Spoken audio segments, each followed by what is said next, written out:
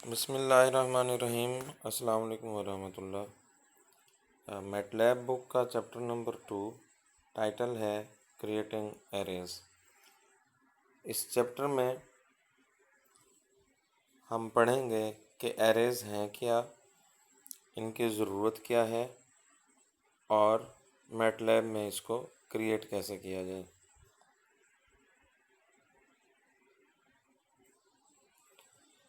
थोड़ा सा introductory paragraph, दो चार लाइनें मैं इसकी पढ़ देता हूँ।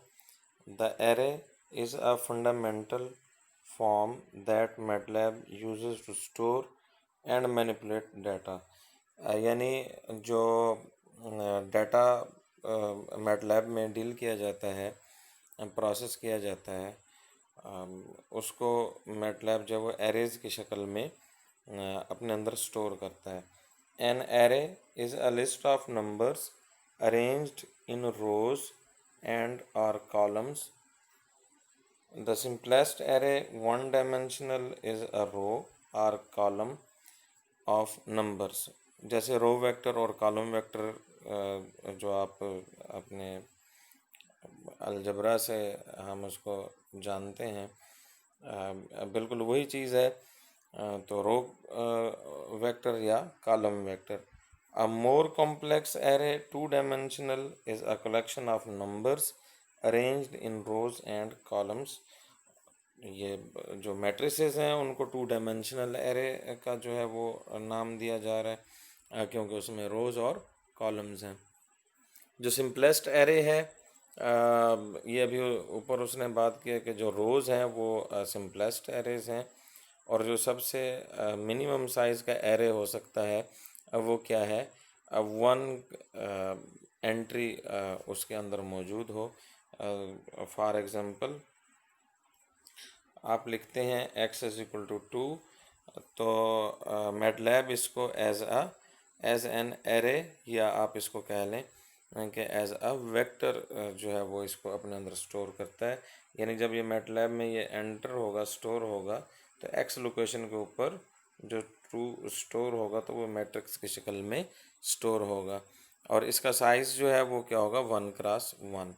तो पिछले चैप्टर में हमने जो है वो स्केलर्स को हमने डील किया था।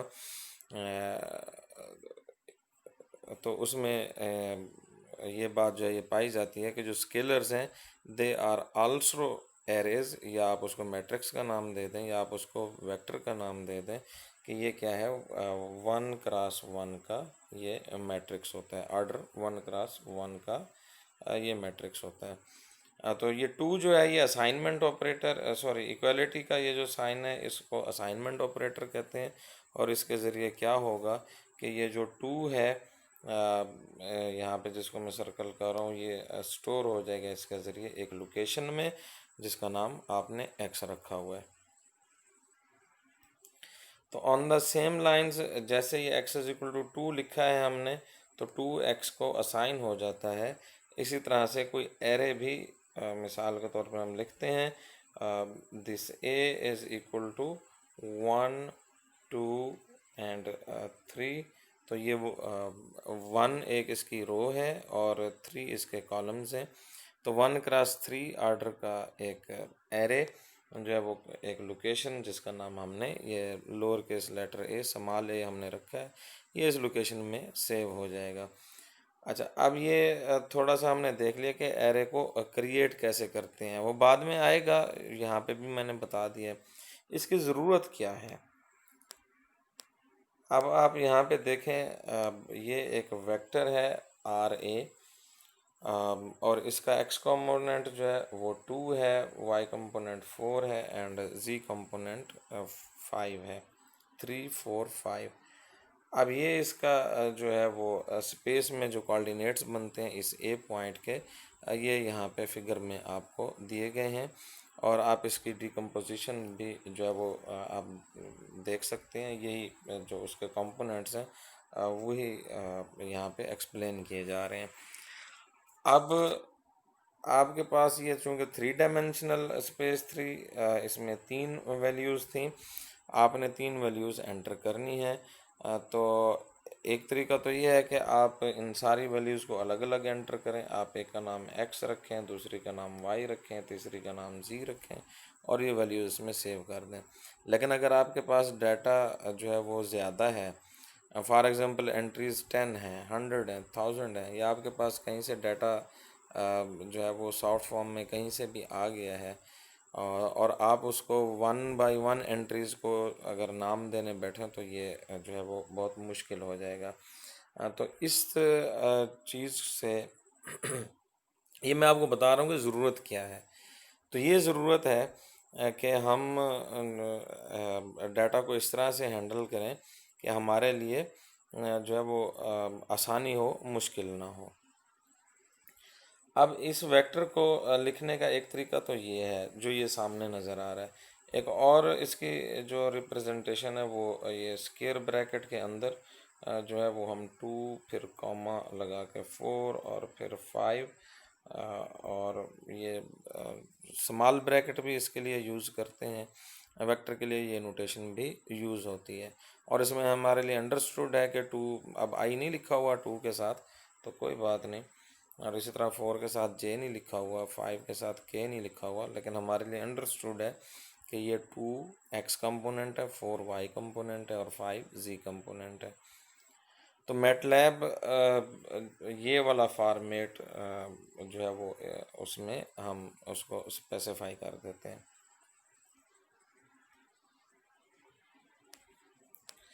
अब एक और एग्जांपल, एक पॉपुलेशन डाटा है टेबल 2.1 में, और इसमें फर्स्ट रो में जो है वो ईयर्स दिए जा रहे हैं कि कौन से साल की जो है वो पॉपुलेशन है। 1984 की जो पॉपुलेशन है वो 127 मिलियन है, क्योंकि यूनिट जो है वो पॉपुलेशन के साथ मिलियन का लगाया गया है। इसी तरह से हर 2 साल के बाद जो कॉरस्पॉन्डिंग उसकी पॉपुलेशन है ये यहाँ पे दी जा रही है। अब एक तरीका, अब ये कितनी एंट्रीज़ हैं, ये 7 एंट्रीज़ हैं, 7 ईयर्स हैं और उसके अगेंस्ट उसकी पॉपुलेशन है। तो एक तरीका वही है कि सारी एंट्रीज़ को अलग अलग एंटर करें, और एक तरीका ये है कि आप इसको वेक्टर की शक्ल में जो है वो ईयर्स को एंटर करें और एक ही नाम जो है वो इसको दे दें, बजाय इसके कि हर ईयर का अलग अलग नाम दें। और इसी तरह से ये जो पॉपुलेशन है निचले रो में, बजाय इसके को इसको अलग अलग नाम दें, x1 x2 x3 देते फिरें, तो उससे जो है वो हमें तंगी होगी। उसके लिए क्या है कि आप एक ही जो है वो वेक्टर बनाएंगे, रो वेक्टर बनाएं चाहे कॉलम वेक्टर बनाएं, यानी वेक्टर ही बनाना है। तो एक ही वेक्टर बनेगा और उसका एक ही नाम जो है वो असाइन हो जाएगा। तो अब ये हमने देख लिया कि पहले हमने देखा कि एरेज हैं क्या, और दूसरे नंबर पे अब हमने देख लिया कि इसकी ज़रूरत क्या है। अब आगे आ गया है कि इसको क्रिएट कैसे किया जाए। तो क्रिएट करने की जो है वो थोड़ी सी ऊपर मैंने आपको बताया था, मज़ीद यहाँ पे ये बताया जा रहा है। तो एक जनरल टाइप वो यहाँ पे बता रहा है कि creating a vector from unknown list of number. Variable name जो भी आप बनाएंगे, रूल्स का ख्याल रखना है कि वेरिएबल नेम के जो रूल्स हैं चैप्टर 1 में हमने पढ़े थे उनकी वायलेशन नहीं होनी चाहिए। तो वेरिएबल नेम यहाँ पे कोई ना कोई असाइन करना है, और आगे जो है वो वेक्टर एलिमेंट्स जो है वो टाइप करने हैं, स्क्वायर ब्रैकेट लगा दें और अंदर जो है वो वेक्टर एलिमेंट्स को टाइप कर देना है। अब इसमें ये रो वेक्टर है तो रो वाले क्रिएट करने हैं, उस हिसाब से करना है, उस तरीक़ेकार के तहत करना है। कॉलम में एंट्रीज डालनी है तो कॉलम। अब ये ट्यूटोरियल 2.1 और इसमें हम creating vector from given data. अब ये ऊपर जो ईयर्स लिखे हुए थे तो उसका वेरिएबल नेम उसने वाई आर लिख दिया, आप वाई आर लिख दें, YEAR लिख दें या सिर्फ वाई लिख दें, ये आपकी मर्ज़ी है। तो वेरिएबल नेम रूल्स को मद्देनज़र रखते हुए वेरिएबल नेम, और आपने ये ब्रैकेट के अंदर जो ईयर्स हैं ये सारे के सारे लिख दिए स्पेसिंग के साथ। तो इससे जो आप जब इसको एग्जीक्यूट करेंगे तो आपके पास जो है ये सारी एंट्रीज जो हैं वो YR में सेव हो जाएंगी। तो क्या होगा इससे, वाई आर एक वेरिएबल नेम है और इसमें जो है वो ये वेक्टर जो आपने अभी एंटर किया था ये उसमें सेव पड़ा हुआ है। उसके बाद ये कॉलम वेक्टर पीओपी, अब ये पीओपी जो पॉपुलेशन वाली एंट्रीज थी वो सारी एंट्रीज वन बाय वन जो है वो यहाँ पे डाली जा रही हैं और हर एंट्री के बाद सेमी कॉलन का यूज़ किया जा रहा है। और सेमी कॉलन आपको पता है कि सेमी कॉलन से जो एंट्री है वो न्यू लाइन के ऊपर होगी। तो इस तरह से फिर क्या होगा कि 127 तो कंपाइलर जो है वो न्यू लाइन पे ले जाएगा अगली एंट्री को और हर एंट्री के बाद सेमी कॉलन की वजह से नई लाइन पे वो चला जाया करेगा और आखिरी एंट्री के बाद उसमें नहीं लिखना। तो इससे जो है वो सारी एंट्रीज जो है ये अलग अलग रोज़ में अपीयर होंगी और ये आपको नज़र भी आ रहा है कि इससे जो है ये कॉलम वेक्टर बन रहा है। 5 एंट्रीज इसी पेज पे हैं और बाकी 2 एंट्रीज अगले पेज पे चली गई हैं। आगे है PNTAH, आप ये एक रो वेक्टर बना रहे हैं। इसमें वो ये बता रहा है कि आप एंट्रीज के बाद अगर कॉमा लगा लें तो भी जो है वो ये रो वेक्टर ही जनरेट होगा। अगर आप ये कॉमा जो है हर एंट्री के बाद ना भी लगाएं तो भी इससे फ़र्क नहीं पड़ता। यानी ये रो वेक्टर क्रिएट करने के अब 2 तरीके हो गए। एक ये है कि आप सारी एंट्रीज को एक ही लाइन में स्पेसिंग के साथ लिख दें या फिर हर एंट्री के बाद कॉमा भी लगाएं। तो दोनों सूरतों में ये दोनों सेम चीज़ें हैं। इस तरह से कॉलम वेक्टर आपने बना रहे हैं तो हर एंट्री के बाद सेमी कॉलन लगा दें या फिर ये भी तरीका हो सकता है जैसा कि वो इस PNTAV में ये लिख रहा है, कमांड विंडो में ये काम किया जा रहा है, आप भी कमांड विंडो में कर लेंगे। PNTAV is equal to bracket start की है 2 पहली एंट्री एंटर की है और उसके बाद एंटर की प्रेस करेंगे तो एग्जीक्यूट नहीं होगा कुछ भी क्योंकि कमांड विंडो में हम जो भी कुछ लिखते हैं और एंटर की प्रेस करते हैं तो जो भी स्टेटमेंट वहाँ पे होती है वो एग्जीक्यूट हो जाती है। तो यहाँ पे ब्रैकेट चूँकि स्टार्ट कर दी है तो जब तक ब्रैकेट क्लोज नहीं होगी तो एग्जीक्यूशन नहीं होगी। तो 2 लिख के आपने एंटर की प्रेस की, फिर आपने 4 लिखा, एंटर की प्रेस की, निचली लाइन पे आ जाएंगे, फिर 5 लिखा, ब्रैकेट बंद की और फिर जब आपने एंटर की जो है वो प्रेस की है तो फिर आपके सामने स्क्रीन के ऊपर कॉलम वेक्टर जो है वो बना हुआ नज़र आएगा। तो ये जो है वो अगर आपके पास डाटा जो है वो अनअरेंज्ड शक्ल में है और आपने सारी एंट्रीज 1 बाय 1 एंटर करनी है तो ये ऊपर हमने यही पढ़ा है अब तक कि उनको एंटर कैसे करना है। अच्छा, अब ऐसा है कि आपके पास अगर डाटा इस तरह से है कि वो यूनिफॉर्मली जो है वो उसकी डिस्ट्रीब्यूशन है। फॉर एग्जांपल जब आप न्यूमेरिकल इंटीग्रेशन करते हैं और आप इंटरवल को जो फॉर एग्जांपल इंटरवल जो है वो आपका ए वो बी है तो जब आप उसको n स्पेसेस में जब आप उसको डिवाइड करते हैं तो कैसे करते हैं, आप लिखते हैं this h is equal to b minus a divided by n। तो h जो है ये स्पेसिंग आ जाती है। अब ये जो h स्पेसिंग है ये आप पहली एंट्री में ऐड करते हैं तो वो जो पहला इंटरवल है वो मुकम्मल हो जाता है, उसकी बाउंड्री आ जाती है, वो पॉइंट आ जाता है जहाँ पे वो बन रहा होता है। इसी तरह से h ऐड करते चले जाएं हत्ता कि आप b तक पहुँच जाते हैं। तो ये आप ये अभी जो हमने डिफरेंशियल इक्वेशंस के हमने लेक्चर लिए हैं उसमें भी हमने इस बात को डिस्कस किया है और एक जो हीट ट्रांसफ़र का हमने जो प्रॉब्लम सॉल्व किया है यूजिंग फाइनाइट डिफरेंस मेथड और फाइनाइट डिफरेंस मेथड इटसेल्फ हमने पढ़ा है, उसमें भी हमने इस तरह की चीज़ देखी है। तो ये जो स्पेसिंग है और उनके जो वैल्यूज़ हैं, नोड्स जिनको हम कहते हैं, उनको हम जो फाइंड आउट करते हैं उनके लिए ये यूज़ होगा। तो ये टाइटल पढ़ते हैं, क्या है ये? Creating a vector with constant spacing by specifying the first term, the spacing and the last term. यानी इसमें क्या होगा, तरीका देख लें, ये डब्बे में लिखा हुआ है कि वेरिएबल नेम बता दें कि जी जो वेक्टर बन रहा है उसको कहाँ पे सेव करना है। उसके बाद पहला एलिमेंट बता दें m है और यहाँ पे दूसरा एलिमेंट n है। अभी जो हम बता रहे थे वो क्या था, a वो भी इंटरवल था, तो a जो है वो पहले आ जाएगा, b आखिर में आ जाएगा, और दरमियान में जो q है ये स्पेसिंग बन जाएगी। अगर h है तो फिर h स्पेसिंग बन जाएगी। तो इससे क्या होगा, इससे वेक्टर जो हमारा मतलब है वो जो जो वैल्यूज़ हैं वो क्रिएट हो जाएंगी। मिसाल के तौर पे ये v है, ये आपने क्रिएट करना है, तो इसके स्टार्टिंग पॉइंट क्या है, 2 स्टार्टिंग पॉइंट है, 10 एंडिंग पॉइंट है, और स्पेसिंग आप देख सकते हैं कि इसमें 2 की है।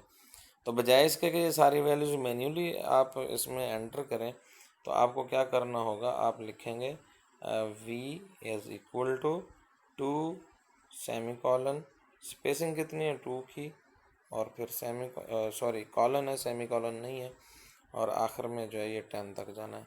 अब स्क्वायर ब्रैकेट यहाँ पे वो कहता है कि लगाएं या ना लगाएं शुरू में और आखिर में, इससे कोई फ़र्क नहीं पड़ता। आप इन दो डब्बों को मुलाहिजा करें तो इसमें जो फ़र्क है वो सिर्फ क्या है, यहाँ पे स्क्वायर ब्रैकेट यूज़ की गई है और राइट वाले डब्बे में स्क्वायर ब्रैकेट यूज़ नहीं की गई। अब एक एग्जांपल है, x is equal to 1 colon 2 colon 13। इसका क्या मतलब है, आपने 1 से जो है वो स्टार्ट करेगा और 13 तक वो जाएगा, और स्पेसिंग दरमियान में जो है वो 2 की होगी, और जो ये चीज़ क्रिएट होके आएगी वो किसको असाइन हो जाएगी, वो x में जो है वो स्टोर हो जाएगी। तो आप ये देख सकते हैं कि जब आपने ये लिख के कमांड विंडो में आपने इस लाइन को स्टेटमेंट को एग्जीक्यूट किया है, तो आपके पास जो आउटपुट आई है वो ये आई है। अब इसी तरह से और क्या है, अगली example, y is equal to 1.5 से स्टार्ट कर रहे हैं, 0.1 स्पेसिंग है और 2.1 तक जाना है, तो ठीक है, 1.5 से 2.5 तक 2.1 तक चला जाएगा, और स्पेसिंग दरमियान में 0.1 की चलती चली जाएगी। -3 से 7 है। अब आप ये देखें कि इसमें सिर्फ 2 एंट्रीज हैं, -3 और कॉलन 7। अब इसको आप इस नज़र से देखेंगे, यानी मैटलैब जो है वो इस तरह की जो चीज़ आएगी, एंट्री आएगी या स्टेटमेंट आप कह लें वो आएगी, तो इसको इस तरह से लेना है कि दरमियान वाली चीज़ जो है वो मिसिंग है। मिसाल के तौर पे ये 2 या ये 0.1, आप यूँ समझ लें कि ये एक चीज़ मिस है, स्पेसिंग मिस है। तो स्पेसिंग अगर मिस हो तो उसका जो है वो मैटलैब उसको पता है कि इसका ये मतलब लेना है कि स्पेसिंग 1 है, स्पेसिंग क्या है 1 है। तो अब आप देखें -3 और स्पेसिंग 1 यानी +1 ऐड करें, -2 -1 0 1 2 3 4 5 6 और 7, तो इसने 7 तक चले जाना है। और अगर आप स्पेसिंग जो है वो स्पेसिफाई कर भी देते हैं, फॉर एग्जांपल आप लिखते हैं दिस इज इक्वल टू -3 फिर कॉलन फिर 1 फिर 1 और फिर कॉलन और फिर आप 7 लिखते हैं, तो इससे क्या होगा, जो इससे आउटपुट आएगी वही आउटपुट इससे आएगी। यानी स्पेसिंग अगर 1 है तो आप उसको लिखें या ना लिखें, इससे फ़र्क नहीं पड़ता। स्पेसिंग नेगेटिव भी हो सकती है, जैसा कि यहाँ पे नज़र आ रहा है, 21 से स्टार्ट करना है, 6 तक आना है, तो स्पेसिंग लामहला नेगेटिव होगी, तभी 21 से 6 के तरफ जो है वो आ सकते हैं। तो इसकी आउटपुट आप नीचे देख सकते हैं, 21 18 15, ये इसकी आउटपुट है। ये आपने परफॉर्म करने हैं अपने जो है वो कंप्यूटर के ऊपर। अब आप फॉर एग्जांपल स्टार्ट 21 से ले रहे थे, एंड 6 पे कर रहे थे, लेकिन यहाँ पे स्पेसिंग जो है वो आप पॉजिटिव दे दें, फॉर एग्जांपल +3 दे दें, तो फिर इसकी जो है वो एरर आ जाएगा, कोई भी आपको इसकी आउटपुट नज़र नहीं आएगी, क्योंकि इस तरह की जो है वो उसको जो है वो टैकल करना जो है वो पॉसिबल नहीं है, यानी इस तरह का वेक्टर क्रिएट करना पॉसिबल नहीं है जो कि 21 से स्टार्ट हो और 6 तक जाए, लेकिन यहाँ पे स्पेसिंग जो है वो पॉजिटिव हो, यानी 21 से आगे नंबर जो भी आएंगे अगर आप स्पेसिंग पॉजिटिव लेंगे तो वो बहरहाल आपको 6 की तरफ नहीं लेके जाएगा, तो ये इनकन्सिस्टेंसी आ जाएगी, तो मैथमेटिकली ये चीज़ ठीक नहीं होती।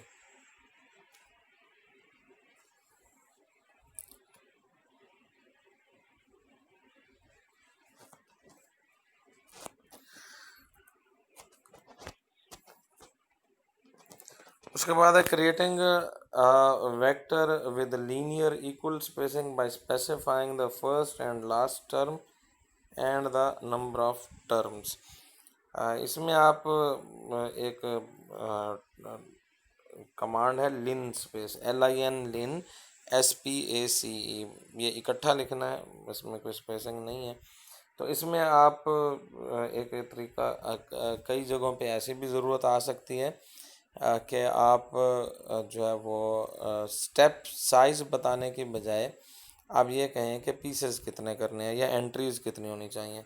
तो पहली वैल्यू आप पहले लिख देंगे, आखिरी वैल्यू आप दूसरे नंबर पे लिख देंगे, और n ये जो लिखा हुआ है कि टोटल पॉइंट्स, इंटरवल्स की बात नहीं हो रही, पॉइंट्स की बात हो रही है कि कुल पॉइंट्स कितने हैं वो आपने एंड पे लिख देने हैं, तो उससे आपकी जो वेक्टर है वो क्रिएट हो जाया करेगा। फॉर एग्जांपल आपके पास है VA, एक वेरिएबल नेम, लिन स्पेस 0 से लेके 8 तक जाना है और टोटल पॉइंट्स 6 होने चाहिए उसमें, यानी स्टार्टिंग यानी 0 और एंडिंग 8, ये 0 और 8 भी उसमें शामिल होंगे। तो आप ये देख सकते हैं कि 0 और फिर आखिरी जो पॉइंट है वो 8, और टोटल एंट्रीज आप देख सकते हैं 1 2 3 4 5 एंड 6 एंट्रीज इसमें होनी चाहिए, 6 एंट्रीज हैं, और इसमें जो है बस ठीक है, 6 एंट्रीज में उसने इस को जो है वो इस इंटरवल को डिवाइड कर दिया है। आप यूँ कह सकते हैं कि आप एक धागा ले लें और उसके ऊपर शुरू से लेके आखिर तक 6 पॉइंट्स मार्क कर लें, इक्वली स्पेस ले लें, और आप उसको कैंची के साथ काट दें, तो ये आपके पास जो है वो उसके पीसेस बन जाएंगे। इंटरवल्स कितने बनेंगे? 1 2 3 4 5 इंटरवल्स बनेंगे। एंट्रीज जो हैं वो 6 हैं। इसी तरह से 30 से आपने कहाँ तक आना है? 10 तक आना है। लिन स्पेस पहली एंट्री जो है वो क्या है? 30 है इंटरवल की, और जो दूसरी एंट्री है वो 10 है, और टोटल जो नंबर्स आपने बनाने हैं वो कितने होने चाहिए? 11 होने चाहिए। तो आप ये इसको देख सकते हैं, 30 से लेके 10 तक जाना है और एंट्रीज जो है वो 11 होंगी, 1 2 3 4 5 6 7 8 9 10 11।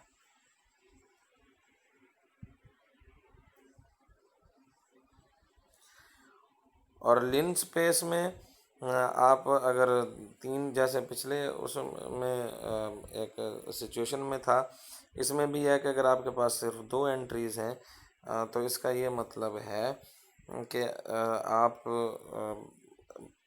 का जो इंटरवल है वो पहली एंट्री इंटरवल की पहली एंट्री हो गई, और 0.5 ये जो इंटरवल की आखिरी एंट्री यानी सॉरी दूसरी एंट्री हो गई, और आपने जो तीसरा स्पेसिफाई करना था कि नंबर ऑफ़ पॉइंट्स कितने बनाने हैं, अगर आपने नंबर ऑफ़ पॉइंट्स स्पेसिफाई नहीं किए और ब्रैकेट बंद कर दी है, जो ये स्मॉल ब्रैकेट है, तो इसका अंडरस्टूड जो मतलब है वो ये है कि इसकी 100 एंट्रीज जो है वो बनाएगा इसके। तो ये आप इसको जो साथ साथ नोट्स हैं ये भी इनसे आप इस्तेफादा कर सकते हैं। आगे क्रिएटिंग 2 डायमेंशनल एरेज, तो ठीक है 2 डायमेंशनल एरे आप क्रिएट कर सकते हैं। वेरिएबल नेम उसी तरह से पहली लाइन एंटर करेंगे और जब आप दूसरी रो पे, आप पहली रो की बात करें, फर्स्ट रो में जो एंट्रीज हैं वो आप एंटर कर लें और फिर सेमी कॉलन लगाएंगे तो दूसरी रो पे आ जाएंगे सेकंड रो की एंट्रीज, फिर थर्ड रो की। इसी तरह से आप ये काम करते चले जाएं, आखिरी रो की एंट्री आप जो है वो डाल देंगे। अब फॉर एग्जांपल आपके पास एक कोई मैट्रिक्स है, ये आप देख सकते हैं, ये 53543 लिखा हुआ है। इसका मतलब ये है कि ये स्पेस के साथ आप लिख रहे हैं, कॉमा भी लगा सकते हैं। तो इससे क्या होगा, पहली रो बनेगी और फिर सेमी कॉलन, इससे न्यू रो पे चला जाएगा, फिर 476 एंड 81 ये दूसरी लाइन रो की एंट्री आ जाएगी और फिर सेमी कॉलन और फिर थर्ड रो पे ये 3 एंट्रीज जो है वो जाके प्लेस हो जाएंगी। तो आपके पास जो है वो ये मैट्रिक्स आपके पास जनरेट होके आ जाएगी। इसी तरह से भी एक मैट्रिक्स है, आप सेमी कॉलन को यूज़ नहीं करना चाहते तो ये भी आपके पास ऑप्शन है कि आप सेमी कॉलन यूज़ किए बगैर आप क्या करें, यहाँ पे एंटर की प्रेस करके एंट्रीज जो हैं वो दूसरी लाइन की न्यू रो के ऊपर कर दें। अभी आप देखें ऊपर वाले से ये तरीका मुख्तलिफ है, पहले भी बताया है, क्योंकि पहली रो एंटर करके तो आप जो है वो, चूँकि यहाँ पे स्क्वायर ब्रैकेट 7 से पहले लग चुकी है, तो जब तक ये ब्रैकेट क्लोज नहीं होगी तब तक आप ये एंट्रीज कर सकते हैं। तो अब आप फर्स्ट रो एंटर कर दें, फिर एंटर की प्रेस करके अगली रो एंटर कर दें, फिर एंटर की प्रेस करके अगली रो एंटर करें और ब्रैकेट जो है आखिर में जाके बंद कर दें, क्लोज कर दें। और फिर जब आप एंटर की प्रेस करेंगे तो ये उसमें मैट्रिक्स जो है वो बी में सेव हो जाएगी और आगे डिस्प्ले भी हो जाएगी। और एक चीज़ जहन में रखनी है कि मैट्रिक्स की जो है वो जो रोज़ और कॉलम्स हैं उनमें कंसिस्टेंसी होनी चाहिए। ऐसा नहीं होना चाहिए कि आप मैट्रिक्स एंटर करते वक्त कोई एक एंट्री छोड़ दें। फॉर एग्ज़ाम्पल आप ये मैट्रिक्स एंटर करते वक्त ये 6 जो एंट्री है इसको आप छोड़ देंगे तो फिर ये मैट्रिक्स ही कंप्लीट नहीं बनेगा। आप इसको एग्जीक्यूट करेंगे तो वो एरर जो है वो शो करेगा, डिस्प्ले होगा। तो लिहाजा ये एंट्रीज इसकी पूरी की पूरी करनी है। तो ये बी यहाँ पे डिस्प्ले हो गया। अब आगे क्या है, एक वेरिएबल डिफाइन करें C D is equal to 6 C D में असाइन हो जाएगा और फिर सेमी कॉलन लगा दिया तो ये डिस्प्ले नहीं होगा। ये पहले चैप्टर में जो हमने सिंगल वैल्यूज़ जो असाइन की थी वेरिएबल्स को वही हो रहा है। 3 जो है वो ई में चला जाएगा और 4 जो है वो एच में चला जाएगा। तो अब इसकी मदद से भी जो है वो मैट्रिक्स वगैरह क्रिएट कर रहा है कि एक मैट्रिक्स क्रिएट कर रहा है जिसका नाम MAT रख दिया है। MAT क्या है, वेरिएबल नेम है। और इसमें जो है वो कौन सी चीज़ें आ जाएंगी, ई और कॉमा, फिर C D multiplied by H, H भी मौजूद है सी डी भी मौजूद है तो उनका प्रोडक्ट यहाँ पे प्लेस हो जाएगा। फिर cos π/3, ये जानता है π/3 को, पाई को भी जानता है, cos को भी जानता है। तो ये पहली 3 वैल्यूज़ आ जाएंगी पहली लाइन में और फिर सेमी कॉलन है तो नई लाइन शुरू हो जाएगी। एच स्क्वायर, एच मौजूद है, कॉमा लगाएं या ना लगाएं फ़र्क नहीं पड़ता, आप उसी रो में कंटिन्यू रहेंगे। फिर SQRT, किस चीज़ का SQRT, H multiplied by H divided by C D का। और फिर ये एक सिंगल एंट्री है, मैनुअल एंट्री 14। तो ये जब आप ये स्टेटमेंट लिख के एग्जीक्यूट करेंगे तो आपके पास MAT एक मैट्रिक्स जो है वो जनरेट हो जाएगा जिसकी एंट्रीज ये आपको नज़र आ रही हैं। उसके बाद एक A मैट्रिक्स क्रिएट की जा रही है और इसमें जो अभी ऊपर हमने कमांड्स देखी हैं उनका यूज़ आ रहा है। कि सेमी कॉलन से पहले पहले जो कमांड ये चल रही है ये पहली रो क्रिएट करेगी। 1 से 11 तक जाना है और 2 की स्पेसिंग के साथ, ये पहली लाइन बन गई। 0 से 25 तक जाना है 5 की स्पेसिंग के साथ, तो ये अगली लाइन बन गई। लिन स्पेस है 10 से 60 तक आना है और कुल एंट्रीज 6 होनी चाहिए, ये लें जी, ये अगली लाइन बन गई। और फिर 67 और ये जो 6 वैल्यूज़ हैं इनको मैन्युअली एंटर कर दिए, तो ये आपके पास जो है वो एक मैट्रिक्स ए बन गई है। तो ये परफॉर्म करना है आपने इन सारी चीज़ों को। उसके बाद कोई 2-3 कमांड है, zeros, ones and eye command. अगर आपने जो है कोई मैट्रिक्स आपको किसी साइज़ का चाहिए, फॉर एग्ज़ाम्पल 3x4 का, और उसकी सारी एंट्रीज आप चाहते हैं कि ज़ीरो हों, और ऐसी सिचुएशन आ सकती है कि हमें इस चीज़ की ज़रूरत पड़ जाए, जहाँ पे ज़रूरत आएगी हम यूज़ कर लेंगे, तो उसके लिए कमांड है कि आप लिखेंगे ज़ीरोज़, ये कमांड है, और आगे स्मॉल ब्रैकेट में उसका आर्डर लिख देंगे, और आर्डर लिखते हुए जो है वो 3 नंबर ऑफ़ रोज़ को रिप्रेजेंट करेगा, 4 जो है वो नंबर ऑफ़ कॉलम्स को रिप्रेजेंट करेगा, और दरमियान में कॉमा लगाना है। तो ये ज़ीरोज़ कमांड जो है वो 3-4 की साइज़ की एक मैट्रिक्स क्रिएट करेगा जिसकी सारी एंट्री 0 हैं, और वो सेव किस में हो जाएगा, ZR में सेव हो जाएगा। वंस क्या क्रिएट करेगा, 4x3 का मैट्रिक्स क्रिएट करेगा जिसमें सारी एंट्रीज क्या होंगी, 1 होंगी, और वो असाइन हो जाएगा NE में।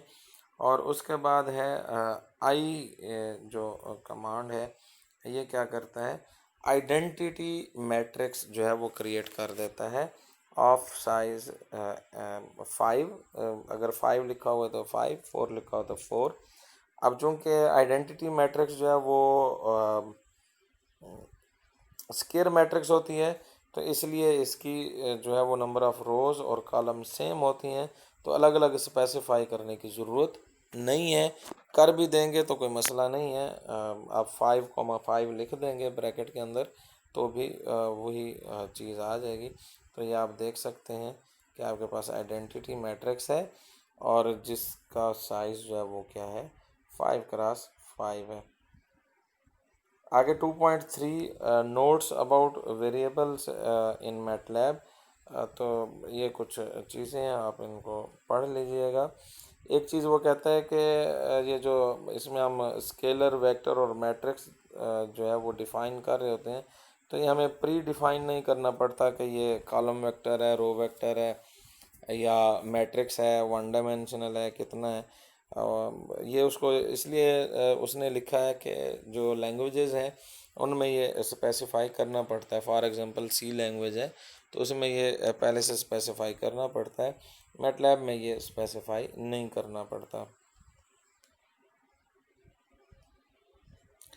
आगे है द ट्रांसपोज ऑपरेटर। आपने ट्रांसपोज हम जानते हैं, हमें उसकी ज़रूरत भी पड़ सकती है, तो इसकी सादा सी कमांड है, कोई मुश्किल काम नहीं है कि आप एक वेक्टर क्रिएट कर लें, उसका नाम रख दिया AA और उसकी एंट्रीज हैं 381। अब आप AA और उसका ऊपर अपॉस्ट्रॉफी साइन लगा देंगे, तो जो मैटलैब है वो इसका ट्रांसपोज कंप्यूट कर देगा। और अगर आपने इसको असाइन कर दिया किसी वेक्टर BB को, BB भी वेरिएबल नेम है, तो इसका मतलब ये है कि AA वेक्टर को वो उठाएगा और उसका ट्रांसपोज लेके BB में सेव कर देगा।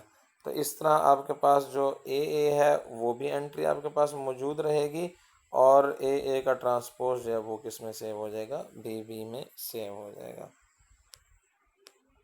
तो ये आपको ट्रांसपोज नीचे नज़र आ रहा है, रो वेक्टर था कॉलम में तब्दील हो गया। अब सी आप एक मैट्रिक्स एंटर कर रहे हैं यहाँ पे, और ये मैट्रिक्स जो है वो एंटर होकर आपको नज़र भी आ रही है। तो अब आप एक इसका अपॉस्ट्रॉफी साइन लें सी का, यानी इससे क्या होगा, जो सी का जो है वो ट्रांसपोज कंप्यूट हो जाएगा, और आप देखें कि यहाँ पे ट्रांसपोज कंप्यूट हो चुका है, और फिर ये आपने असाइन कर दिया है डी को, तो इसका मतलब ये है कि ये जो ट्रांसपोज है ये डी में सेव हो गया। तो सी की एंट्रीज जो हैं वो सी में रहेंगी, और जो ट्रांसपोज वाली वैल्यूज़ हैं, यानी आपके पास सी भी मौजूद रहेगा, और सी का ट्रांसपोज लेके आपने डी में सेव कर दिया तो डी भी आपके पास मौजूद रहेगा।